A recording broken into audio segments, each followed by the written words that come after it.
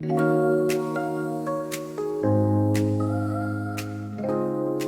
kali ini kita bakal ngobrolin salah satu ancaman alam terbesar yang ada di Indonesia, gempa megatrust dan tsunami. Tujuan kita di sini bukan buat nakut-nakutin ya, tapi biar kita semua benar-benar paham resikonya. Dan yang paling penting, tahu persis apa yang mesti dilakuin. Kita mulai dari satu pertanyaan yang mungkin kedengarannya agak aneh nih. Kenapa justru zona gempa yang paling sunyi, yang paling adem ayem, malah bisa jadi yang paling berbahaya? Jawabannya tuh ada di konsep yang namanya celah seismik. Gini deh, coba bayangin ada per raksasa yang ditarik terus-terusan, ditahan selama ratusan tahun. Makin lama dia nggak dilepasin, makin dahsyat kan energi yang kekumpul. Nah, kesunyian inilah yang lagi terjadi di beberapa zona patahan di bawah laut kita. Jadi, seberapa besar sih energi yang lagi disimpan di bawah laut kita? Yuk kita lihat lebih dekat lagi ancaman senyap ini, tentunya berdasarkan data yang ada. Nah, slide ini nunjukin perbandingan yang bener-bener bikin kita melek. Coba lihat, Jepang aja udah was-was banget sama Palung Nankai yang tidur baru 78 tahun. Sekarang kita bandingin sama Indonesia. Mentawai Siberut udah lebih dari 200 tahun. Selat Sunda hampir 270 tahun. Kebayang nggak sih energi yang udah terakumulasi selama itu? Dengan potensi segede ini, para ahli jelas nggak tinggal diem dong.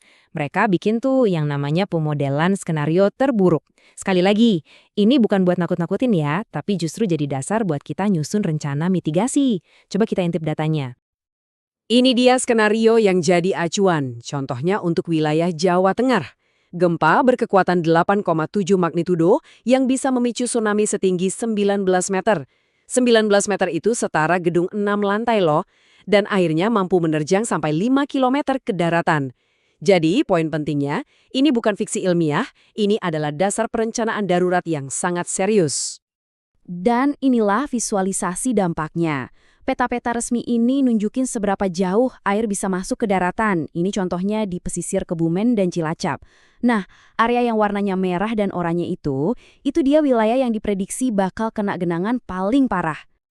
Tentu saja, dampak terbesarnya itu ke manusia. Proyeksi untuk 4 kabupaten aja udah bikin merinding. Puluhan ribu orang harus mengungsi, dan ribuan jiwa berpotensi menjadi korban. Angka-angka ini bukan cuma statistik. Ini adalah pengingat keras betapa pentingnya kesiapsiagaan kita semua. Selain korban jiwa, gimana kerugian ekonominya? Diprediksi mencapai lebih dari 18 triliun rupiah. Itu nolnya banyak banget. Angka ini datang dari kerusakan infrastruktur vital dan berhentinya roda perekonomian. Skalanya benar-benar nggak main-main. Oke, ancamannya sangat nyata. Jadi, pertanyaan paling pentingnya adalah, terus kita bisa apa? Nah, ini kabar baiknya. Jawabannya ada. Dan tujuannya sangat ambisius. 0 korban. Gimana caranya? Yuk kita bedah bareng-bareng. Kutipan dari Kepala BMKG ini benar-benar merangkum seluruh filosofi mitigasi bencana modern. Intinya, kita emang nggak bisa menghentikan lempeng tektonik bergerak. Tapi kita bisa dan kita harus mengurangi dampaknya terhadap kehidupan kita. Dan tujuan 0 korban ini bukan mimpi di siang bolong loh.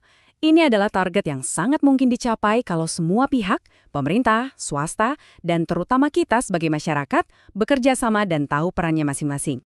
Bagian pertama dari sinergi itu dimulai dari pemerintah. Mari kita lihat cetak biru keselamatan yang sudah dirancang, yang isinya rencana dan aksi nyata buat menghadapi skenario terburuk tadi. Fondasinya adalah dokumen yang disebut rencana kontingensi. Anggap aja ini kayak buku panduan super lengkap yang disiapin jauh sebelum bencana terjadi. Isinya udah rinci banget, siapa melakukan apa, kapan, dan bagaimana. Tujuannya cuma satu, biar respons kita nanti nggak kacau balau. Di dalam rencana itu, alurnya udah sangat jelas. Mulai dari membentuk komando yang sigap, ngerain semua sumber daya, terus fokus memenuhi kebutuhan dasar korban, melakukan pencarian dan evakuasi, sampai akhirnya memulihkan layanan publik. Semuanya terkoordinasi. Dan ini bukan cuma teori di atas kertas. Ada contoh nyata yang sangat inspiratif. Bandara Internasional Yogyakarta atau YIA. Bandara ini nggak cuma dibangun, tapi dirancang khusus dari awal untuk tahan gempa dan tsunami. Ini bukti nyata bahwa pembangunan yang sadar bencana itu sebuah keharusan. YIA ini jadi semacam simbol harapan. Pemerintah dan swasta punya peran besar. Tapi, pada akhirnya, di menit-menit pertama yang paling krusial, keselamatan kita dan keluarga kita ada di tangan kita sendiri. Nah, bagian ini adalah yang terpenting. Apa yang harus kamu lakukan? Oke, bayangin guncangan mulai terasa. Insting pertama kita mungkin panik. Tapi jangan, ada 3 langkah sederhana yang harus langsung kita lakukan. Ingat 3 kata ini, merunduk, berlindung, bertahan. Merunduk supaya kita nggak jatuh. Berlindung di bawah meja yang kokoh buat melindungi diri dari reruntuhan. Dan bertahan di posisi itu sampai guncangan benar-benar reda. Begitu guncangan berhenti, jangan langsung merasa aman. Bahayanya belum sepenuhnya lewat. Ada beberapa hal yang harus segera kita lakukan dengan tenang. Segera keluar gedung lewat tangga, bukan lift. Kenapa? Karena lift bisa macet dan malah jadi perangkap. Cari tanah lapang yang jauh dari apapun yang bisa roboh nimpa kamu. Dan selalu ingat, gempa susulan itu sangat mungkin terjadi. Nah, kalau kamu ada di area pesisir, setelah gempa besar, ancaman berikutnya adalah tsunami. Ini adalah balapan melawan waktu yang nggak bisa kita sia-siakan barang sedetik pun. Kuncinya cuma satu, jangan menunggu.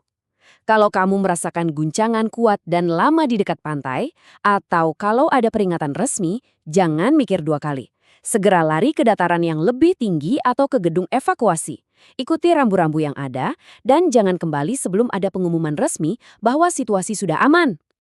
Jadi kita udah lihat sama-sama ancamannya itu nyata, tapi kita juga udah lihat kalau solusinya itu ada dan bisa diupayakan.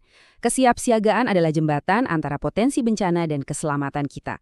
Pertanyaan terakhir ini bukan buat saya jawab, tapi buat kita semua renungkan bersama.